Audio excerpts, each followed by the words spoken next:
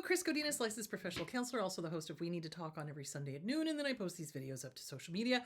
This video is for educational and informational purposes only. The views and opinions stated herein are mine and mine alone. They do not represent the ACA, the APA, or any other therapist for that matter. Boom, shakalaka done. I'd like to thank my sponsor, BetterHelp, BetterHelp, BetterHelp.com/Chris Godinez. They're an online therapy company. They have 40,000 therapists working for them. I've gotten great feedback from people using them. So thank you, betterhelp.com/Chris Godinez. Okay, today's question. So one of the questions that came up right when I was ending the show on Sunday was, why do narcissists reject their kids if they are ADHD or autistic? Okay, so narcissists are the least perfect things walking on the face of the planet. I think we all know that. They have to have everyone around them be quote unquote perfect. Because if somebody is not perfect around them, they make it mean something about them, okay?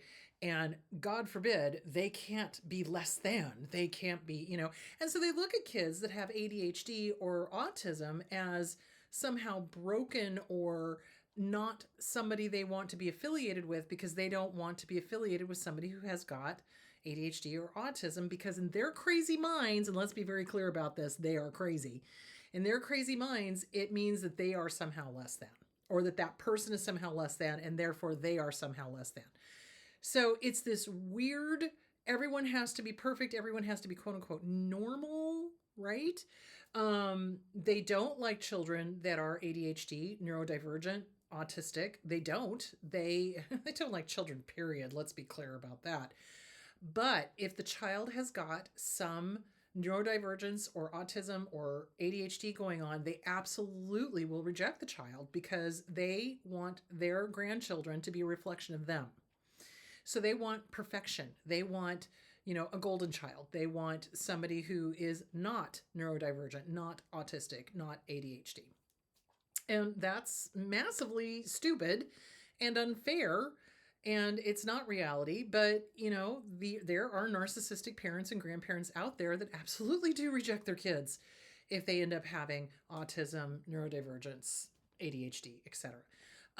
And it's because in their minds, they're perfect, and therefore any of their progeny must be perfect, and they're not going to tolerate anyone not being perfect. So, because it reflects back on them. Again, it's their weird thinking. So narcissists, everything is about them. Like, seriously, everything is about them. So if the child has got neurodivergence, ADD, ADHD,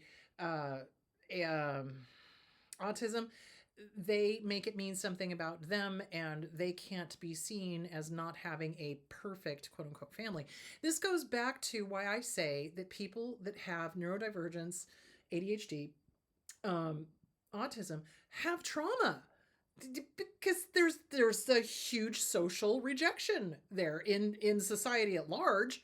But also when you're dealing with abusers who make it obvious, they don't even hide it. They don't even try to hide it. They very much favor one set of grandkids over another set of grandkids.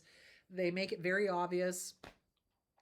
So that's why they reject kids that are not quote unquote perfect. And that also goes for, they reject kids who don't think the way they do, who don't believe the way they do. A healthy, normal parent or grandparent realizes everybody's an individual, and everybody's got differing opinions, and everybody has a right to feel whatever they're feeling. But with a narcissist, you're dealing with somebody whose thinking is insanely rigid. I mean, like, insanely rigid. So it's called splitting. So it's all, nothing, good, bad, black, white. And in their minds, everyone must feel, think, and agree with everything they feel, think, and agree with. And if you express a differing opinion, you are now state enemy number one.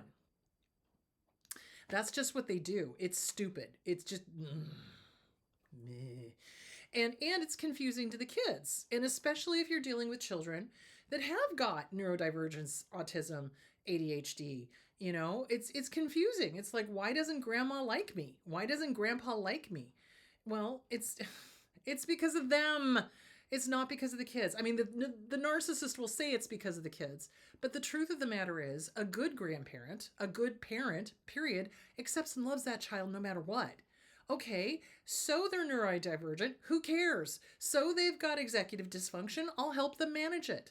I'll teach them. I'll learn how to teach them. That's what a good parent or grandparent should theoretically do. It's like, if you don't understand it, go freaking learn about it. Go help that kid. That is your mission as a parent or grandparent, is to get the tools to help the kid get the tools to know how to manage whatever's going on. But what a narcissist does, they can't be bothered with that. You know what I'm saying. I just dislike them so much. They can't be bothered. They don't want to learn how to help that kid with that neurodivergence, with that ADHD, with that executive dysfunction. They don't want to be bothered. And oh, here's the other thing. Or they'll go the opposite route and say that they're helping the kid, but they'll make sure that everybody knows about it. You know what I'm saying? The ones who kind of sort of help, but not really, but they make sure to tell everyone how much they've suffered trying to help this kid. Oh, please. It's not about you. It's about helping the kid. So, yeah, it just drives me crazy. So that is why grandparents or parents will reject their kids if they're not quote unquote perfect. Or, they don't even have a neurodivergent issue or executive dysfunction or ADHD. They say, for example, they don't do well in a class. They come home with average or below average grades, which most people would be thrilled with. A C or above, hey, good on you. You're graduating. That's all I care about, right? But a narcissist, well, you have to get straight A's. Well, why? Well, because it reflects badly on me. It's not about you. Where's my F-bombs? Crap, they're across the desk. Anyway, I'd be throwing them right now.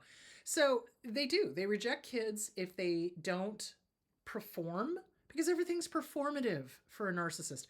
It's all about exterior appearances. It's all about what other people think. And let me tell you something. If somebody ever made fun of one of my nephews because they had executive dysfunction, I would hunt them down and I would throat punch them, because how dare you? You know what I'm saying? It's you attack them, you attack me. Don't you even. So it annoys the living crack out of me. Crap out of me that these narcissists, if the kid is not perfect in any way, shape, or form, if they have, a physical disability, they'll reject the kid, which heartbreaking. There are some people out there that do not need to have children.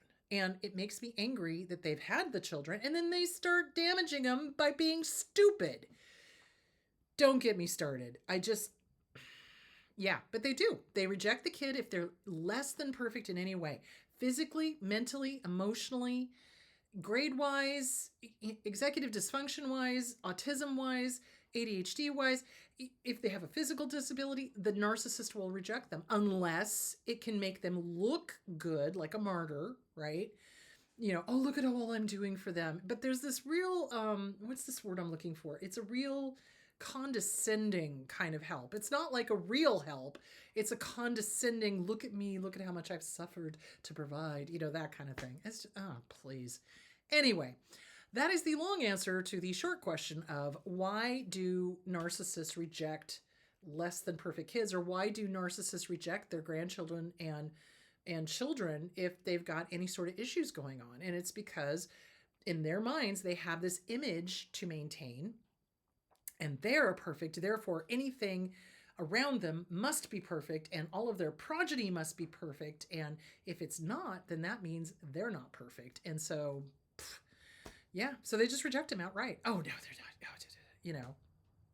And I would say, you know what? If the grandparents or the parents are doing that, and I've told clients this, listen, kids do not need a grandparent or parent in their life if that grandparent or that parent is a narcissist. And I know there's this whole thing about, but it's family. And I just want to say right here, right now, the kids don't need it. The kids are not cognitively, because they're young, able to understand what the actual is going on with these disordered mother cluckers, you know? And so, no, the kid does not need a grandparent in their life if that grandparent is disordered and if that grandparent is rejecting them or if that parent is rejecting. So, like, so let's say that there's a divorce, right? And let's say that the disordered parent is spending less and less and less and less time with the kid. You make sure the kid knows it's not them and you consider that a god wink and you just don't have the kid around the abuser. They don't need it. You don't need it. They don't need it. So there that is.